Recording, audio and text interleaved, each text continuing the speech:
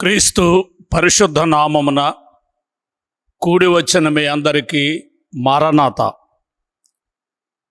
మోషే సుఖోపవాస సన్నిధి ధ్యానములలో 25వ దినములోనికి నడిపించిన దేవునికి మహిమ ఘనత కీర్తి ప్రభావములు కలుగునుగాక. ఆమెన్. నిర్గమకాండము 25వ అధ్యాయము నుండి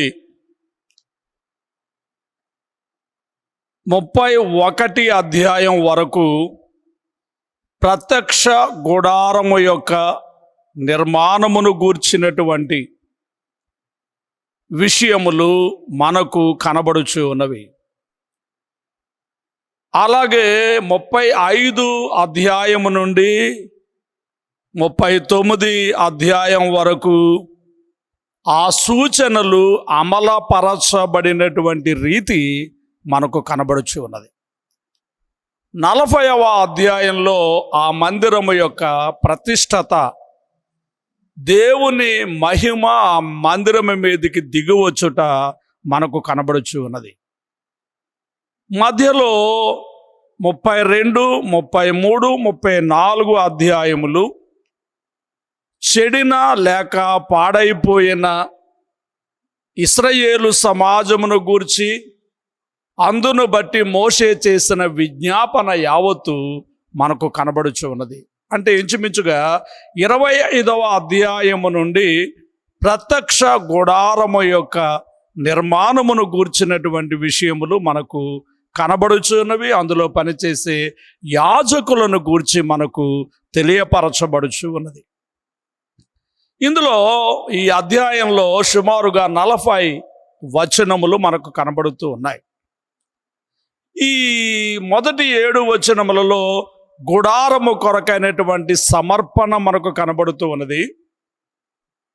అలాగే మరి ఈ 25 అధ్యాయము 8, 9 వచనములలో గుడార నిర్మాణ ఉద్దేశం కనబడతా ఉంది.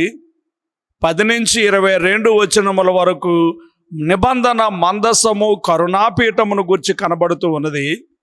తరువాత రొట్టెల బల్ల 23వ వచనం నుంచి 30వ వచనం వరకు దీపస్తంభమును గూర్చి 31 వచనం నుండి 40వ వచనము వరకు, అంటే గుడార నిర్మాణము కొరకైన సమర్పణ, నిర్మాణం యొక్క ఉద్దేశం ఏమిటి, అలాగే ఆ యొక్క గుడారములో నిర్మాణము చేయవలసినటువంటి ఉపకరణములలో 7 ఉపకరణములలో ఒక 4 ఉపకరణములను గూర్చి ఈ 25వ అధ్యాయంలో మనకు కనబడుచు ఉన్నది గ్రహించాలి.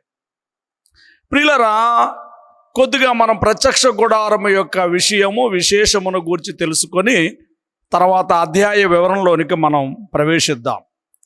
ఆది నుండి దేవుడు తన రూపములో చేయబడిన మానవునితో సహవాసము చేయవలనని, అనగా ఆదాముతో హవ్వతో సహవాసము చేయవలనని దేవుడు ఉద్దేశించుచూ ఉన్నారు. అలాగూ కొన్ని సంవత్సరములు మానవునితో సహవాసము చేసిన మీదట దేవుడు వారికి ఒక పరీక్షను పెట్టినాడు. ఈ మంచి చెడ్డల తెలివినిచ్చే వృక్ష ఫలమును భుజించవద్దని దేవుడు తెలియచేసినాడు. ఏదైతే భుజించవద్దన్నారో, సర్పము యొక్క మాయ మాటలకు లోబడి దేవుని మాటకు విధేయుడు కాక దేవుని సహవాసమును కోల్పోయిన ఆది మానవుని చూచుచున్నాము. తోట బయటకు నెట్టివేసినాడు, సహవాసమును కోల్పోయినాడు ఈ మానవుడు. ప్రియమైన వాళ్ళరా, ఆనాటి జనాంగమంతా ఆదికాండం 6వ అధ్యాయం 6వ వచనం ప్రకారంగా బాగా చెడిపోయినట్టుగాను, దేవుడు ఈ నరులను ఎందుకు చేశానా అని ఆయన బాధపడుతున్నట్టుగాను మనకి ఆదికాండం 6వ అధ్యాయంలో తెలుపబడుచు ఉన్నది. ఇలాంటి పరిస్థితుల్లో హనోకు అనే దైవజనుడు, నోవహు అనే దైవజనుడు, అబ్రహాము అనే దైవజనుడు దేవునితో సహవాసం చేస్తూ దేవునితో నడిచారు. దేవుడు చెప్పినట్లు చేశారు. అబ్రహామును దేవుడు ఆశీర్వదించినారు. నిన్ను బట్టి అనేక జనాలు ఆశీర్వదించబడతాయని ఒక దీవెన కూడా అబ్రహామునకు తెలియచేస్తున్నారు. ఈ అబ్రహామును బట్టి ఇస్సాకు, ఇస్సాకును బట్టి యాకోబు, యాకోబును బట్టి యోసేపు, వీరందరూ దేవునితో సహవాసం చేస్తూ వచ్చారు, దేవునితో నడుస్తూ వచ్చారు గనుక వారి సంతానమును దేవుడు ఏర్పాటు జనాంగంగా చేసుకున్నట్టు మనం చూస్తున్నాం. ఈ ఏర్పాటు జనాంగము ఐగుప్తులో బానిసలుగా ఉన్నప్పుడు వారిని విడిపించడానికి మోషే అనేటటువంటి నాయకుడిని ఏర్పాటు చేయడం, ఫరో యొక్క ఆటంకం నుండి తప్పించి ఎర్ర సముద్రమును పాయలు చేసి ఆకాశము నుండి ఆహారమునిస్తూ బండ నుండి నీళ్లను ఇస్తూ వారికి 10 ఆజ్ఞలు ఇచ్చి, సామాజికమైన ఆజ్ఞలు ఇచ్చి, ఆస్తి సంబంధమైన చట్టములను ఇచ్చి, ఆధ్యాత్మికమైన ఆజ్ఞలు ఇచ్చి నడిపిస్తూ వారితో సహవాసము చేయుటకు 8వ వచనంలో 25వ అధ్యాయం 8వ వచనంలో మనం చూస్తే, నేను వారిలో నివసించున్నట్లు వారు నాకు ఒక పరిశుద్ధ స్థలమును నిర్మాణం చేయవలనని ఆయన కోరుచున్నాడు. దేవుని యొక్క సహవాసము మనుషులతో ఉండాలని దేవుడు ఆశించుచున్నాడు. అందుకే దేవుని నివాసము మనుషుల మధ్య ఉండవలనని ఆయన కోరుచు, ప్రియమైన వాళ్ళని ప్రత్యక్ష గుడారము యొక్క నిర్మాణమును ఆయన ఆశించుచు ఉన్నారు. ఇది మానవుల ఏర్పాటు కాదు, ఇది దేవుని ఏర్పాటు. ఒక బాబెలు గోపురాన్ని, ఆకాశాన్ని అంటే గోపురాన్ని కడదామని మానవులు ఆలోచించి కట్టలేకపోయినారు. అయితే ఇక్కడ ఈ ప్రత్యక్ష గుడారము లేక దేవుని మందిరము అనేది ఇది మనుషులు ఏర్పాటు చేసుకున్న ఏర్పాటు కాదు, కానీ ఇది దేవుని చిత్తము, దేవుని ఏర్పాటు, దేవుని యొక్క ప్రణాళిక, దేవుని అనాది ఆలోచన. మానవునితో దేవుడు సహవాసం చేయాలని కోరిక. నేను వారి మధ్య నివసించున్నట్లు వారు నాకు ఒక పరిశుద్ధ స్థలమును నిర్మాణము చేయవలనని ఆశించుచు ఉన్నారు. ఈ ప్రత్యక్ష గుడారానికి కొన్ని పేర్లు మనము చూడగలుగుతున్నాం. గుడారము అని నిర్గమకాండం 39 అధ్యాయంలో, ప్రత్యక్ష గుడారం అని లేవియకాండం 1 అధ్యాయంలో, యెహోవా గుడారం అని రాజుల మొదటి గ్రంథం 2వ అధ్యాయంలో, యెహోవా నివాస గుడారమని దినవృత్తాంతముల మొదటి గ్రంథం 21 అధ్యాయంలో, సాక్ష్యపు గుడారమని నిర్గమకాండ 29 అధ్యాయంలో, పరిశుద్ధ స్థలము అని మనం ప్రస్తుతం చదువుకున్న 25 అధ్యాయం 8 వచనంలో, సాక్ష్యపు మందిరమని 29 నిర్గమకాండంలో మనము చూచుచూ ఉన్నాం. ఈ గుడారములో మనకు 3 భాగములు కనబడుచు ఉన్నవి. ఆవరణము, పరిశుద్ధ స్థలము, అతి పరిశుద్ధ స్థలం. ఆవరణము, పరిశుద్ధ స్థలము, అతి పరిశుద్ధ స్థలం. ఈ యొక్క ప్రత్యక్ష గుడారములో 7 ఉపకరణములు ఉన్నవి. 3 భాగాలు: ఆవరణము, పరిశుద్ధ స్థలము, అతి పరిశుద్ధ స్థలం. ఈ 3 భాగాల్లో 7 ఉపకరణములు ఈ మందిరములో లేక ఈ గుడారములో ఉంచబడ్డాయి. ఆవరణములో 2 ఉపకరణాలు: బలిపీఠము, బలి పశువును బలి చేయుటకు; గంగాళము, శుద్ధి చేసుకునేందుకు నీళ్లు ఉంచబడ్డానికి; పరిశుద్ధ స్థలము, ఇది గుడారముగా ఉన్నది, 2 భాగాలుగా ఇది ఉన్నది. పరిశుద్ధ స్థలము, అతి పరిశుద్ధ స్థలము అని. ఈ పరిశుద్ధ స్థలములో రొట్టెల బల్ల 1, దీపవృక్షము 2, ధూప వేదిక 3, ఈ 3 ఉపకరణములు పరిశుద్ధ స్థలములో ఉంచబడ్డాయి.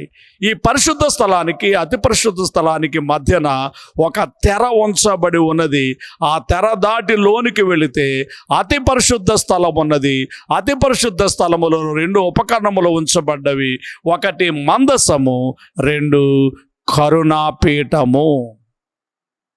సరే ప్రియులరా, ఈ మందిరముకు సమర్పణ చేయవలనని 25 అధ్యాయము 1-7 వచనములలో మనకు కనబడుచు ఉన్నది. ఎలా తీసుకురావాలి ఈ మందిరానికి అంటే, అర్పణలు దేవుడు కోరుచు ఉన్నారు. బలవంతంగా అర్పించకూడదు, మనఃపూర్వకముగా అర్పించవలెను. ప్రియమైనటువంటి వాళ్ళని మనఃపూర్వకంగా దేవుని యొద్దకు తీసుకుని రావలెను. ఈ అర్పణలు దేవుని మందిర గుడార నిర్మాణమునకు ఉపయోగించవలసి ఉన్నది కాబట్టి బలవంతంగా పన్ను వసూలు చేసినట్టుగా వారి దగ్గర నుంచి వారు తీసుకోవడం కాదు, కానీ మనఃపూర్వకముగా ఈ ప్రతిష్ఠితార్పణలు దేవునికి ఇవ్వవలనని దేవుడు కోరుచు ఉన్నాడు. ప్రియులారా, దేవుని సన్నిధిలో అర్పణలు సమర్పించడం అనేటటువంటి కార్యం దేవుని ప్రజల విశ్వాసమునకు ఒక పరీక్షగా ఉంటూ ఉన్నది. ఈ అర్పణలు ఎలాగో అర్పణ చేయాలంటే దేవుని ఎడల ప్రేమతోనూ భక్తితోనూ విశ్వాసముతోనూ ఈ దేవుని సన్నిధికి శ్రేష్టమైనటువంటి విలువైనటువంటి అర్పణలు తీసుకుని రావాలి. అందుకే అక్కడ మనం చూస్తే బంగారము, వెండి, ఇత్తడి, నీల, ధూమ్ర, రక్తవర్ణములు, సన్నపు నార, మేక వెంట్రుకలు, ఇలాగూ అభిషేక తైలము, లేత పచ్చలు, సుగంధ సంభారములు, వీటన్నిటిని కూడా మీరు తీసుకురావాలి. ఎందుకంటే నేను మీ మధ్య నివాసం చేయడానికి ఇష్టపడుతూ ఉన్నాను. కాబట్టి మీరు ఒక మందిరాన్ని నిర్మించాలి.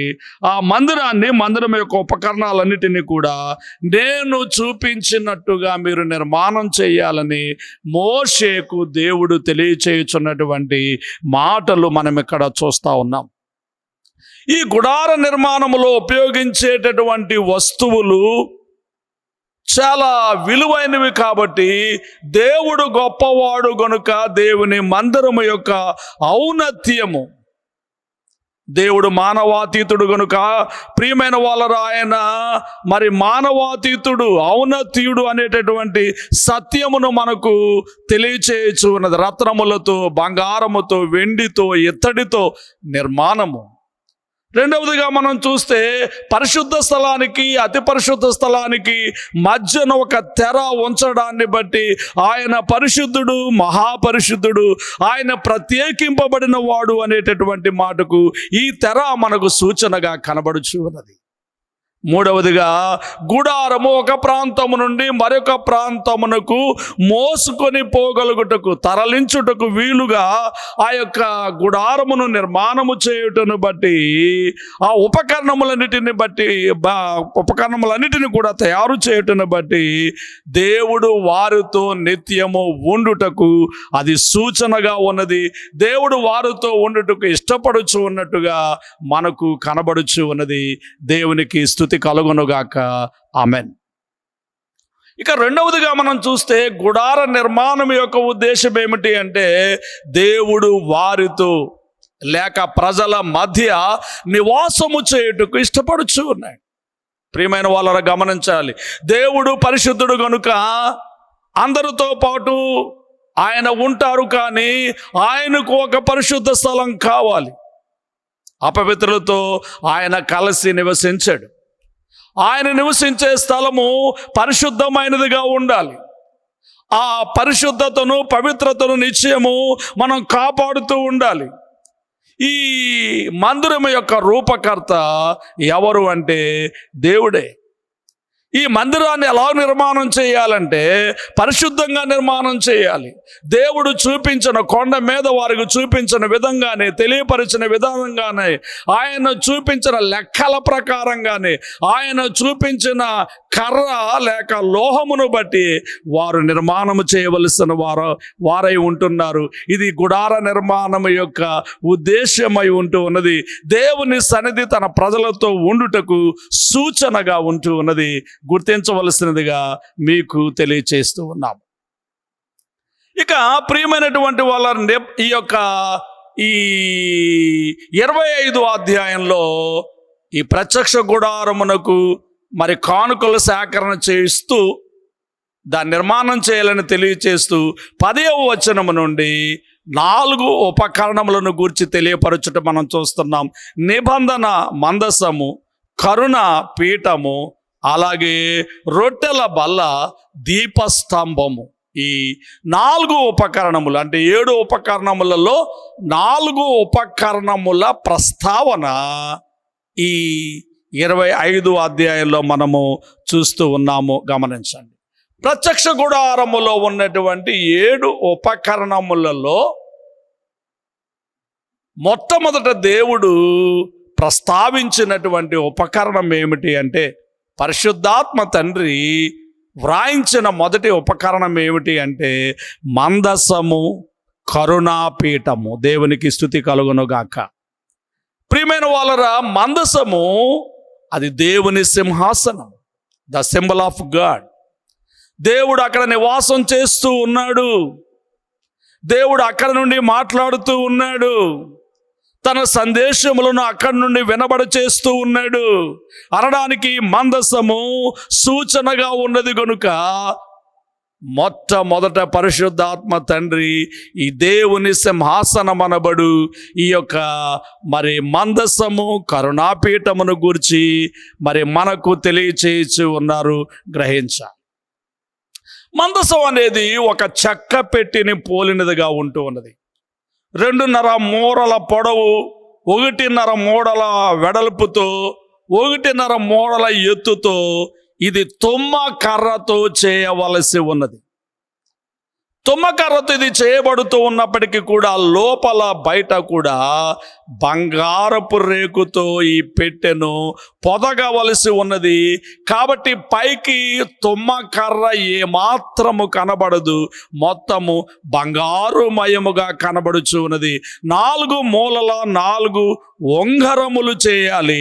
ఆ ఉంగరములకు మోత కర్రలను తగిలించి మోసుకొని పోయేటట్టుగా ఈ మందసమును చేయవలసి ఉన్నది.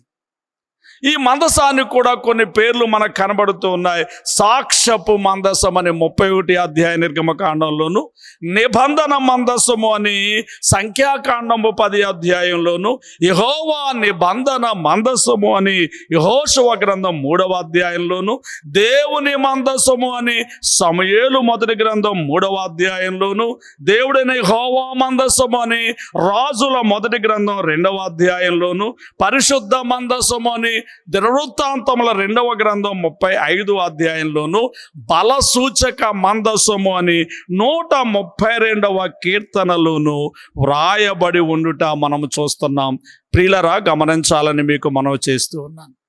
ఈ మందసము ఒకటి క్రీస్తు దైవత్వాన్ని, క్రీస్తు యొక్క మానవత్వాన్ని కూడా సూచించుచు ఉన్నది. ఎందుకంటే బంగారము దైవత్వాన్ని సూచిస్తూ ఉంటే తుమ్మకర్ర మానవత్వాన్ని సూచిస్తూ ఉన్నది.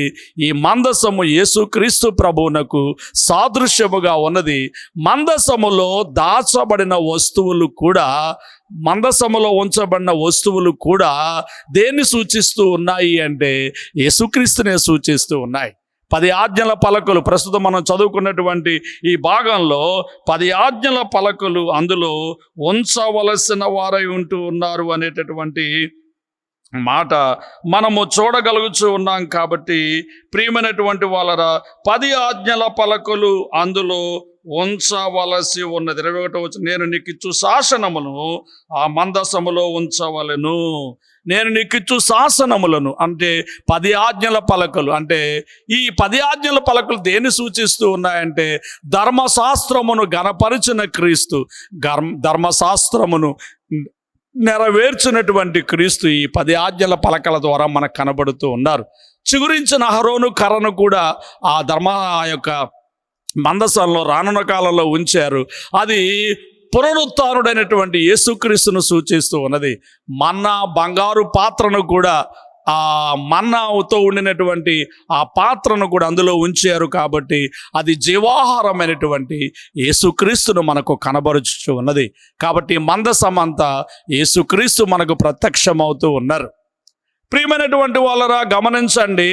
అలాగే తరువాత ఆ మందసము మీద ఒక మూత, అదే కొలతలతో, పైన మందసం ఏ కొలతలతో చేయబడిందో అదే కొలతలతో చేయబడుతూ ఉన్నది. అయితే అది 17 నుంచి 22 వచనాల్లో కనబడుతూ ఉన్నది. ఇది మందసము యొక్క పై మూత. ఇది అచ్చమైన బంగారముతో, అంటే ఇందులో తుమ్మకర్ర లేదిక, అచ్చమైన బంగారంతో చేయాలి.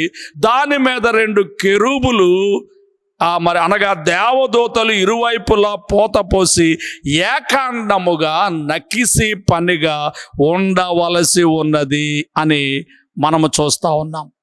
ఈ కరుణాపీఠము దేవుని యొక్క నివాస స్థలము, దేవుడు మనుష్యులను కలుసుకునే స్థలము, మానవునికి సమస్తమును తెలియజెప్పేటటువంటి స్థలము. కాబట్టి యేసుక్రీస్తే మన కరుణాపీఠము, యేసుక్రీస్తే మన కరుణకు ఆధారము. రోమీలకు రాసిన పత్రికలో 3వ అధ్యాయము 25-26 వచనంలో పౌలు గారు ఇదే సంగతి చెబుతూ, క్రీస్తు యేసు రక్తము ద్వారా కరుణాధారముగా ఆయనను బయలుపరిచరనే మాట. కాబట్టి గ్రహించాలి. మనకి యోహాను రాసిన మొదటి పత్రిక 2:2లో ఆయన మన పాపములకు మాత్రమే కాదు సర్వలోకమునకు శాంతికరమై ఉన్నాడు అనేటటువంటి మాట. యోహాను రాసిన మొదటి పత్రిక 4:10లో ఆయనే మనల్ని ప్రేమించి మన పాపములకు ప్రాయశ్చిత్తమై ఉన్నాడు. ప్రాయశ్చిత్తం చేయడం అనగా శాంతింపచేయడం, సంతృప్తిపరచడం, ఉపశమనం చేయడం అనేటటువంటి మాట మనకు కనబడుతూ ఉన్నది. కాబట్టి యేసు రక్తము ద్వారా మనకు కరుణ, యేసు రక్తము కెరూబుల మధ్య ఆసీనుడై ఉన్నటువంటి దేవుని మందసమును మనకు కనబరుచుచు ఉన్నది గుర్తించవలసిందిగా నేను మీకు మనవి చేయొచ్చు ఉన్నాను. ఇక మరి ఒక ఉపకరణము సన్నిధి రొట్టెల బల్ల. ఇప్పుడు ముందు చెప్పుకున్నటువంటి 2 ఉపకరణములు అతి పరిశుద్ధ స్థలములు మందసము, కరుణాపీఠము ఉంటుండగా, పరిశుద్ధ స్థలములో సన్నిధి రొట్టెల బల్ల అనేటటువంటి ఉపకరణము. దేవుని సముఖమున నిత్యము సన్నిధి రొట్టెలను ఉంచడానికి దేవుడు ఒక బల్లను తయారు చేయమని ఆజ్ఞాపిస్తున్నారు. ఇది 23వ వచనం నుంచి 30వ వచనం వరకు మనకు కనబడుతూ ఉన్నది. ఈ బల్ల కూడా తుమ్మకర్రతోనే చేయాలని, దీనికి బంగారు రేకును పొదిగించాలని, దాని మీద మరి సన్నిధిలో రొట్టెలు 12 రొట్టెలను ఉంచవలనని, అది 2 దొంతర్లుగా ఓ ప్రక్క 6 మరొక ప్రక్క 6 మరి ఉంచాలని దేవుడు వారితో మాట్లాడుచున్నారు, వారిని ఆదేశించుచు ఉన్నారు. ఈ బల్ల సహవాసాన్ని సూచిస్తూ ఉంది. ఈ బల్ల మనకు బల్ల మీద రొట్టెలు ఉంచబడ్డాయి కాబట్టి విందును లేక భోజనాన్ని సూచిస్తూ ఉంది. యోహాను సువార్త 6వ అధ్యాయం 32-33 వచనాల్లో కానీ, యోహాను సువార్త 6వ అధ్యాయం 51 నుండి 54వ వచనం కానీ మనం చూస్తే, పరలోకమును దిగివచ్చిన జీవాహారమును నేనే, మీ పితరులు అరణ్యములో మన్నాను తినను చనిపోయారు, దీన్ని తిన్నవాడు చావుకున్నట్లు పరలోకము నుండి దిగివచ్చిన జీవాహారమును నేనే అని చెప్పిన యేసుక్రీస్తునకు ఈ రొట్టెల బల్ల, ఈ రొట్టె మనకు సాదృశ్యంగా కనబడుతూ ఉన్నది. ఈ ప్రభు సంస్కారపు విందులో మనం అందుకునే రొట్టె యేసుక్రీస్తు అయి ఉన్నారు, రసము ఆయన రక్తమై ఉంటూ ఉన్నది. కాబట్టి ఈ రొట్టెలను బల్ల మీద ఉంచవలసి ఉన్నది. ఇది యేసుక్రీస్తునకు సాదృశ్యంగా ఉంటూ ఉన్నది గమనించాలి.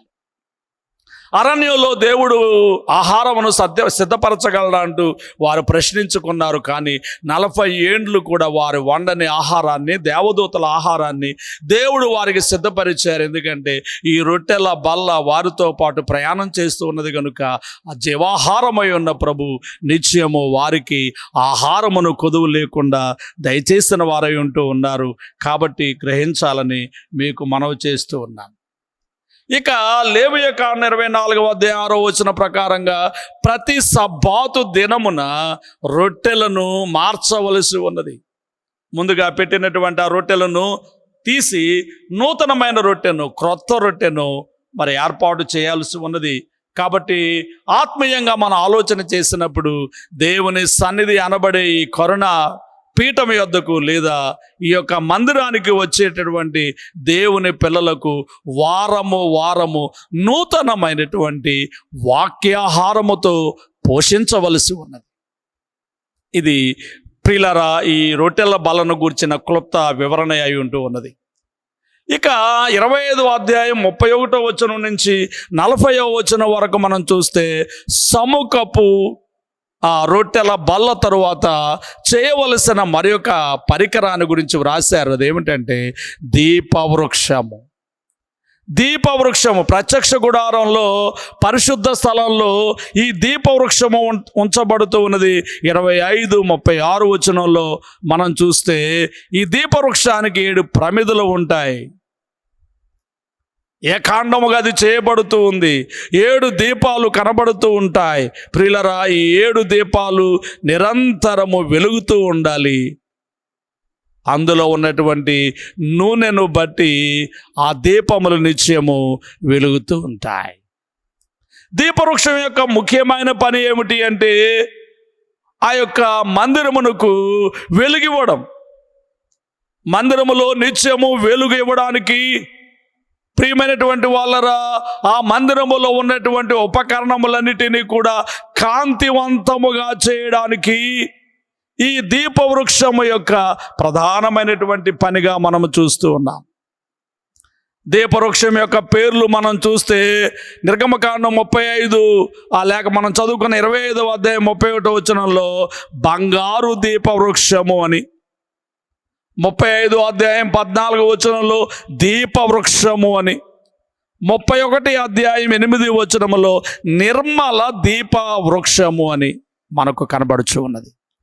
దీపవృక్షము, బంగారు దీపవృక్షము, నిర్మల దీపవృక్షం అనే పేర్లు మనకు కనబడుచు ఉన్నవి.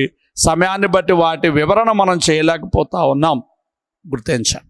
మరలా ఈ 15 అధ్యాయములు ఈ మందిర నిర్మాణమును గురించి మనకు కనబడుతూ ఉంటాయి కనుక మరికొన్ని ఆత్మీయమైన సంగతులు వీటిని గురించి మనం తెలుసుకొనవచ్చును, గ్రహించాం. దీపవృక్షానికి కొలతలు లేవు. అలాగే ఇత్తడి గంగాలానికి కూడా కొలతలు లేవు. మిగిలిన వస్తువులకు కొలతలు చెప్పారు కానీ ఇన్ని మూరలు అంటూ దీపవృక్షానికి కొలతలు లేవు. అలాగే ఇత్తడి గంగాలానికి కూడా కొలతలు లేవు. అలాగే ఈ 2 కూడా లోహాలతో చేయబడ్డాయి. అందులో తుమ్మకర్ర లేదు. దీపవృక్షం బంగారంతో చేయబడితే గంగాలం ఇత్తడితో, ఆ దీపవృక్షం బంగారంతో చేయబడింది, ఆ గంగాలము ఇత్తడితో చేయబడి ఉన్నది. గంగాలంలో నీళ్లు ఉంటాయి, దాన్ని శుద్ధి చేసుకుంటారు. కాబట్టి దేవుడిచ్చే శుద్ధికి కొలతలు లేవు. ఎట్టి పాపినైనా, ఎంత పాపినైనా ఆయన శుద్ధి చేస్తారు. అలాగే దేవుడిచ్చే వెలుగుకు కూడా మనము కొలవలేము. మనమున్నటువంటి భక్తి విశ్వాసాన్ని బట్టి ఆయనే మనకు వెలిగించేటటువంటి దేవుడై ఉంటూ ఉన్నారు. గుర్తించాలి. బంగారం దైవత్వాన్ని, ఇత్తడి తీర్పులను మనకు సూచించుచు ఉన్నది, గ్రహించాలి. ఈ 7 దీపములు 7 ఆత్మలకు సూచనగా ఉన్నట్టుగా బైబిల్లో ఉన్నటువంటి మాటలను బట్టి మనకు అర్థమవుతూ ఉన్నది. ఆయన లోకమునకు వెలుగై ఉన్నారు. దేవుడు లోకమునకు వెలుగై ఉన్నాడు. ఆయన వెలుగులో ఉన్న ప్రకారం మనం కూడా వెలుగులో నడిస్తే అన్యోన్య సహవాసము గల వారమై ఉంటామని యోహాను పత్రికలో వ్రాయబడిన మాట. ఆయన వెలుగై ఉన్నాడని యోహాను సువార్త 8వ అధ్యాయంలో ఉన్నటువంటి మాట, పత్రికలో ఉన్న మాట. ఆయన వెలుగులో ఉన్నట్టు మనం కూడా వెలుగులో ఉండాలనేటటువంటి మాట. ప్రకటన గ్రంథంలో 4వ అధ్యాయం 5వ వచనంలోను, 5వ అధ్యాయం 6వ వచనంలో కూడా చూస్తే 7 ఆత్మలు నిత్యము వెలిగింపబడుతూ ఉన్నటువంటి 7 ఆత్మలు, నిత్యము మనల్ని వెలిగించు ఉండినటువంటి 7 ఆత్మలు. ఇది పరిశుద్ధాత్మకు సాదృశ్యంగా ఈ దీపస్తంభము మనకు కనబడుచు ఉన్నది. సరే, 4 ఉపకరణములు పరిశుద్ధ స్థలములోను అతి పరిశుద్ధ స్థలములో ఉండినటువంటి 4 అతి పరిశుద్ధ స్థలములో ఉన్న 2 ఉపకరణములు మందసము, అలాగే ఆ కరుణాపీఠము. అలాగే ఆ పరిశుద్ధ స్థలములో ఉన్నటువంటి రొట్టెల బల్ల దీపస్తంభమును గురించి ఈరోజు క్లుప్త ధ్యానము చేసిన వారమై ఉన్నాము. ఇంతటితో 25వ అధ్యాయ వివరణ ముగించబడి ఉన్నది. దేవుడి మాటలను మీ హృదయాంతరంగములలో భద్రము చేయునుగాక. ఆమెన్. పరలోకపు తండ్రి, మీకు వందనములు. ఈ మాటలు బిడ్డల అంతరంగములలో ఫలింపు చేయి తండ్రి.